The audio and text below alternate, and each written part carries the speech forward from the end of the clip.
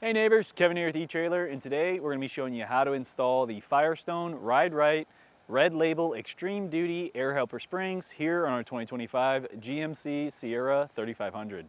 So even though the 3500s are typically going to come with a really stiff suspension to help handle those heavy loads that you're probably going to be taking along with you when you're in this truck, there can still be the need for some sort of suspension help once you're hauling those heavier duty trailers. So if you're a contractor and you've got some large equipment that you got on the trailer, maybe an excavator, something a little bit larger, maybe you're just throwing a lot of heavy stuff in the bed, maybe you got a bunch of toolboxes, things that are going to really weigh it down and put a lot more pressure on the rear axle instead of just the front axle, then adding in some air helper springs so that you can fine-tune your adjustment and eliminate that sag is going to be a major game changer. These air springs are going to have the double convoluted design, so that's where you see how it has the two kind of bulbs going for the whole air bellow here. It's going to have custom fit brackets, and honestly this is one of the easier installs that I've kind of gone through with some air springs because it's just going to clamp right up to your factory jounce bumper. You're not cutting anything off, you're not drilling into the frame. Honestly, you're just kind of piecing a few parts together for bracket wise. There really isn't a whole lot of hardware here to get this in place. So this is a pretty nice install, and with the bags being the heavier end of our air spring selection here, this is going to have a 7,500 pound load leveling capacity. Now it doesn't mean that you can just throw 7,500 pounds in the bed of your truck and be good to take off, because your truck does still have a limit for the pin weight that it can handle. So you're going to want to definitely make sure that you double check your owner's manual, check your glove box. Typically GM likes to hide some stickers in there that'll have some more information that you're going to need to fine-tune exactly what your towing capacity is. So that way you're not overloading the vehicle, because like I said, even though the airbags can handle it, your suspension might not be able to. Since these are the extreme duty, these are going to have a much higher PSI rating. These are going to range all the way from the bottom at 5 PSI to help protect the bag when you're unloaded, and then all the way up to 150 PSI to get that full 7,500 pounds of load leveling capacity.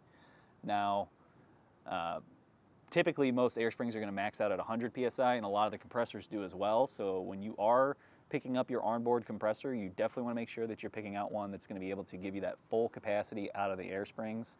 Our neighbor today wanted a very specific air compressor, and it only goes up to 100 PSI, but he's stated that he's not going to go over that 100 PSI. He's never had to in the past with any of his other trucks, so he's fine with doing that. If you are, that's totally fine as well. Just know that you won't get the full capacity out of your bags. So to give you an idea of how this all works, we're going to show you, this is the factory ride height right now. We'll take a measurement of it, and that comes out to right at around 40 1/4, and that's just from the ground up to the bottom of our wheel well liner. And then when we come over here to the back, we're sitting right at 42 1/4. So we got a 2-inch difference between our front and rear axle. And now when we put the weight of our trailer on it, we should start to see this sag down. Now we've only got about 600-ish pounds of tongue weight with this trailer, so it's really not going to sag this down like some of the heavier trailers really would. And we're fully on it now. And that dropped us down to 41 1/4. So that dropped us an inch. And up front,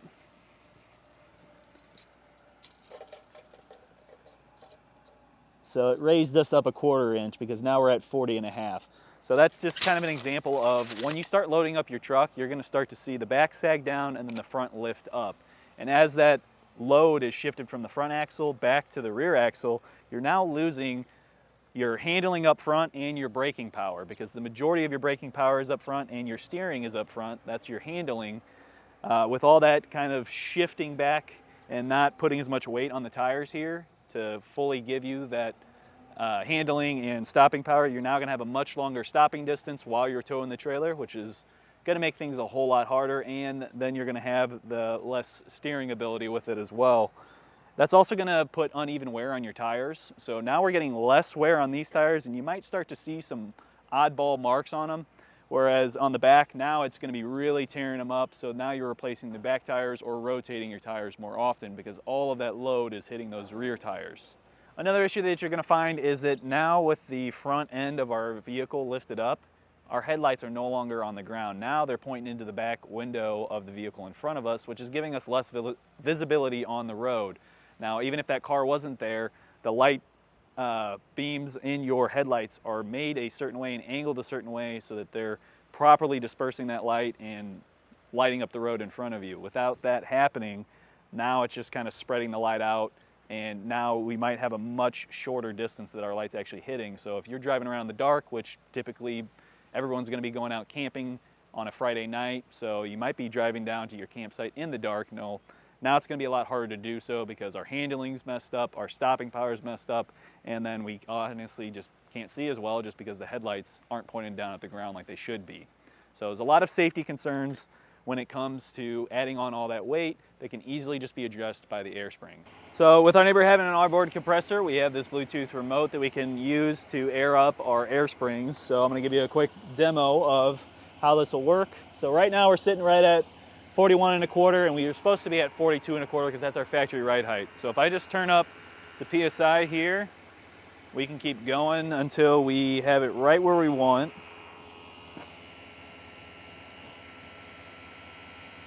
So sitting here just playing with it, I found right at 34 PSI. We're sitting right back at 42 1/4 at the rear, so we can go check up front.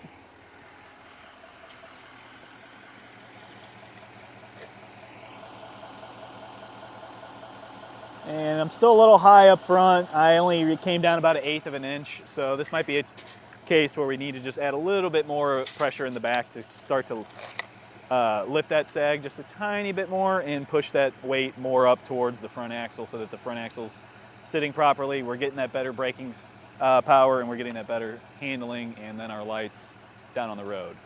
So like I was saying earlier, this installation is pretty easy. This is one you could definitely do at home yourself. It didn't really require any special tools. I wasn't really having to fight anything or move any brake lines or anything like that like I have had to in the past with some other air spring options. So this is one you could do yourself, but if you just don't feel confident enough to do so, or you just don't have the time, please use our dealer locator, and you can enter in your zip code and find a shop near you to get it professionally installed.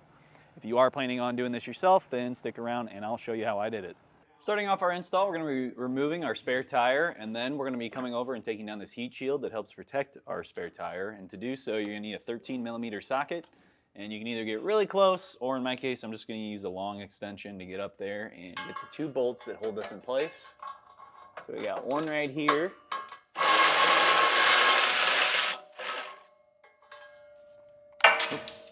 And we got a second one right here at this cross member.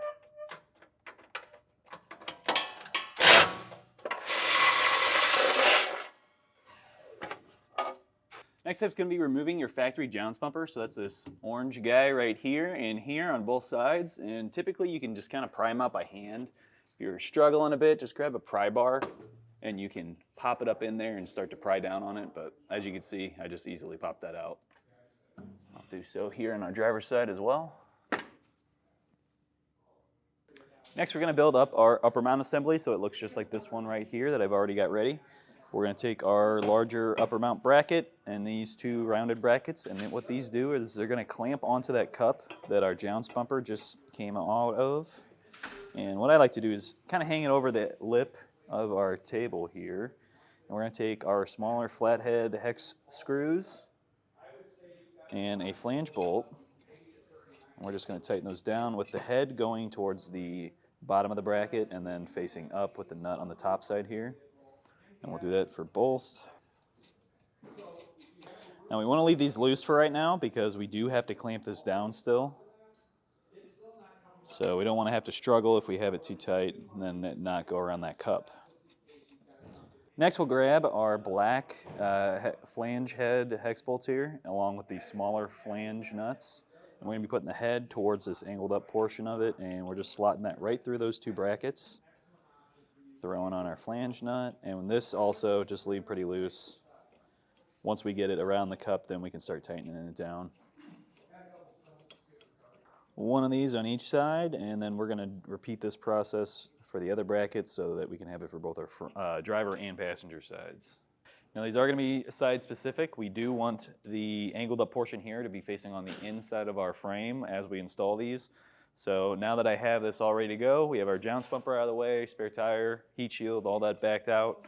I'm going to go and we're going to press this up around that cup and start to tighten down on these 3/8 flange bolts here and get that just seated around that cup nice and tight, and then we can come back and tighten it up fully and tighten up the lower brackets, or lower bolts as well. That's really going to seal that cup right onto it. So I did a little test fit here. I backed off the flange nut all the way to the end of the threads here just to give us enough room. And as you're doing this, I'm putting my 2 fingers between the 2 brackets so I can keep them spaced out enough. And I kind of find it's easier if you come in at an angle and then push it into place. And now we can start the process of just hand tightening this down so that it'll hold it. All right, now with that hand tightened down, that's going to help hold it up into place, and we can grab our socket and get that snug down. Now while you're doing that, make sure you're going back and forth evenly and also keeping pressure up on the plate. We don't want to have it kind of slunk down and then tighten these too tight to where it's not going to want to draw back up and sit nice and flush against the frame and also against our cup. So if you look up here, the portion that angles up should also be right against the frame rail right there. Now I'm going to be tightening this down using a 3/8 wrench and 7/16 socket. Now using a 7/32 hex bit, we are going to tighten up these 4 bolts here at the bottom. I had these pretty snug already, so it wasn't that much that we had to really do. And then we'll torque them to the specifications that Firestone has listed. And as you do, you'll start to see the gap between this bracket going around the cup and the actual frame bracket start to close up. If you're still getting a gap there, loosen your stuff up, try and tighten up this bolt just a bit more, and then re-tighten down your bolt up there, and then you can come back and get these, because we don't want to have a big gap between these 2 brackets here. With that driver's side done, we're going to just repeat that same process over on our passenger side. With the exhaust being here, it is going to be a little bit more tight. If you really wanted to have a bunch of room, you could probably just lift up by the frame, and then you can take your wheel off. Just make sure that you're supporting your axle as well. So now we're at a point where we can bolt on our lower bracket, and that's going to use this little tiny black screw here that's also going to require that 7/32 hex bit. So we will set this on the bottom of our bag, and we're not going to fully tighten this in yet because we do need that room for this to slide back and forth so that we can adjust this and have it sitting properly over the jounce stop on our axle. Now when we're doing this, we also want to make sure that we have this oriented the right way. The little bracket that's coming down off the bottom of this is going to need to face towards the inside of the frame rail, so inside. And then the airbag itself is going to need to have the little button portion right here facing up into the bracket, and this needs to go into that center hole. If you don't have it into that center hole and you start using this and you have that pressure pushing down on here, it'll puncture right through this plate here, and then it's going to cause an air leak and you'll have to replace the airbag. One other thing you should note is all the torque specs are not listed in the actual instructions anymore. They just put it right on top of the air spring, so you can see just by the hardware size what the foot-pounds or Newton meters would be for those specific fasteners. Good idea to just take a picture. If not, you can also go to Airlift's website and they'll have it. And I know we have a bunch of answer pages as well where we've thrown that in as well so that you can see it. So if that does end up being an issue for you, look through our answer pages, or like I said, go to their website. You can look up exactly what you need to torque those bolts down to. So for this little nub here, this is the hole I'm talking about on the upper frame bracket. We want that center one right there, and that's going to line us up so that our air fitting is going to be able to poke right through that hole.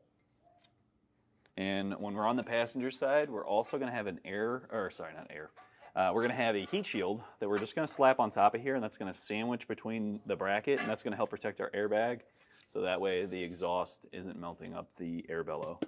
One thing you can do to make this a little bit easier to get in is just compress the bag and put the little cover back on it. That'll help hold it. Now it will slow leak air back into it, but this will help get it in place pretty quickly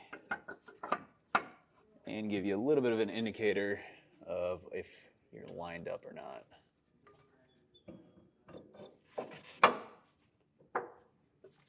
All right, now we can double check, make sure we're in the right hole. So if I turn that, we came over. It's hard because you can't really see, but once I kept going, that's it.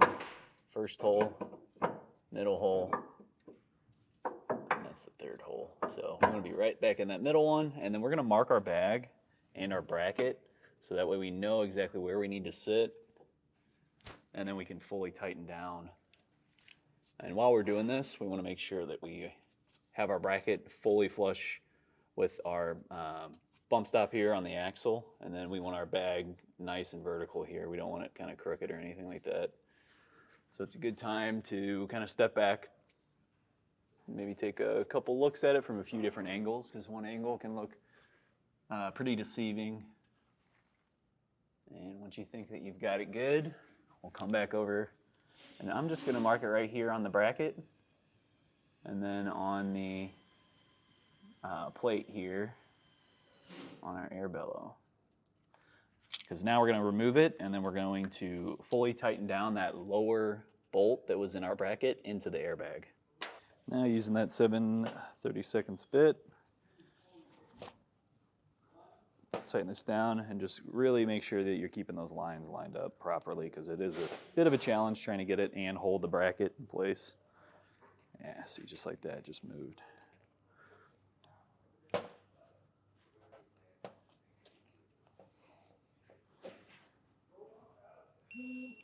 There we go. And then with that torqued down, now we can put it back in place. So I'm going to compress this again and throw that little cover back on. With our air spring in place, we can then throw on this lock washer. And then we're going to have a real big nut to throw on as well. I want to make sure that we get that star washer sitting flat though first. The teeth sometimes catch. There we go. We're going to put this on, and this is going to get tightened down, but it's not going to get torqued. This isn't bearing any weight, so it doesn't need to be torqued, but you are going to need a 1 1/8 inch wrench to do this. You could probably get away with just using some channel locks and really just snug it down. But I think I'm almost to that point. If you don't have this kind of over just enough, it does want to sit here and try and fight you on these brackets, but you can kind of push past that. So I'm going to get my wrench in here, and that's going to be kind of right in the way of the camera, so we'll probably have to do this off and then just show you it afterwards. Now with this snug down, we can go ahead and put in our air fitting, and this is going to give you just a couple threads until that red Loctite is fighting you. And once you get to that point, you can switch over to a 9/16 wrench. And we're going to snug this down just a bit. We're still going to have a couple threads showing with that red Loctite. Really, you can kind of just feel when it starts to really kind of get stiff. So right about here. And in reality, even though I'm moving this a bunch with the ratcheting wrench, it's really only 1 or 2 full rotations of the fitting itself. Next, we're going to get our lower brackets here, and that's going to go under this bump stop pad right here. So you can see my finger kind of rubbing against that. We want to make sure that we're hooked under that. Make sure that you're behind the brake lines. Now with this one being a hard line, sometimes that is right in the way, and you do have to kind of just bend it out a little bit. Just be super careful, because it is easy to kink or break these, especially with it being so close to the fitting right here. That'd be a good way to break it if you start to bend too close to that. So luckily we have no issues on our side here. So we'll drop in our carriage bolt, and we're going to thread on a flange nut, and then we're going to do the same thing over on the front of the axle as well. And I'm just going to snug that a bit so it'll hold itself up, and we'll get the other one, and then we're going to go back and forth with a 9/16 socket, and we'll snug them down until they're both kind of even and really holding on to there. So our shock bracket is a little bit in the way, so we are a little crooked here, but that's not going to be the end of the world. So we'll tighten this down.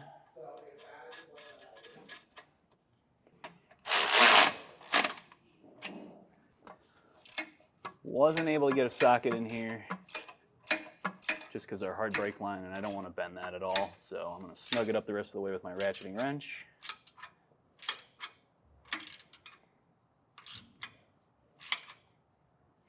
Now you are going to have a gap between the two brackets here. It's totally fine. Those aren't going to fully seat up just because they didn't make this bracket long enough to go between the bottom of the bump stop and then the top of it. But you can torque these down. They do have that in the torque table in the instructions that they have on their site. But honestly, I did it on the other side already and I was having some issues. It was really starting to bend that bracket. If it's bending up the bracket, just stop right there. You got it tight enough. Now with everything in place and tightened down, it's time to install our air lines. We're going to also be adding on an onboard compressor as well, which is typically always going to be on our passenger side frame rail on the outside. But we are also going to still put in a manual fill port for our air springs, so that way if the compressor is having an issue, we can still fill up those air springs or lower them with an air chuck at the back of the vehicle too. Now, I'll give you a little game plan for how I want to do this. So typically I'm looking for anything that's going to be moving or anything that's going to be generating heat, so that way we're staying away from it. So on the passenger side, we have our exhaust. What I would want to do is come in at the air fitting right here and then try and loop it up over the frame. I'm probably going to go back towards the compressor first, or towards the front of the vehicle. So I'll probably come this way so I can keep more distance away from the exhaust, come up to the top of the frame rail, and then when I get up to the frame rail, I love to just go over any kind of cross member or anything that's way up above, so that way we know for sure our airline's not going to contact anything. So we could probably sneak it right over the factory puck system here, and then just follow along our frame rail till we get over to the end. And then at the back here, there's a lot of wiring, so we're not really going to be able to just drill through and add on our fittings, but luckily in our kit it does come with a mounting bracket that we can zip tie on. So what I'll probably end up doing is just putting it straight to the hitch with this mounting bracket instead. And then we're also not having to drill through and ruin our bumper, just in case later on maybe you go to sell it and the next owner doesn't want air springs and you have to take them off. You don't want to have that ugly hole there. So now that I have all my air lines ran, I'm going to give you a little quick overview of it all.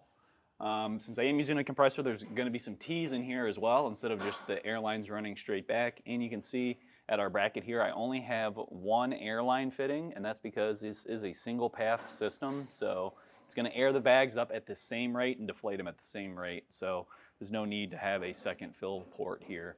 So we'll have just that one, and I have that running up. We're going right over this plate here, which is holding on to some electrical. And I just followed that wire harness right on back to right above our driver's side air spring. Put my T in. I have one line going down to the air spring, one running across over to our other air spring where I have another T. And for this T, I use that heat wrap that they have for the line, so that line that's going down to my airbag can be protected. That way it's not going to get melted by the exhaust. And then for the other one, it's running up over the frame rail and then right down the frame rail over to where our compressor's at on the outside of the frame rail, so that way I don't have to worry about the exhaust melting it at all.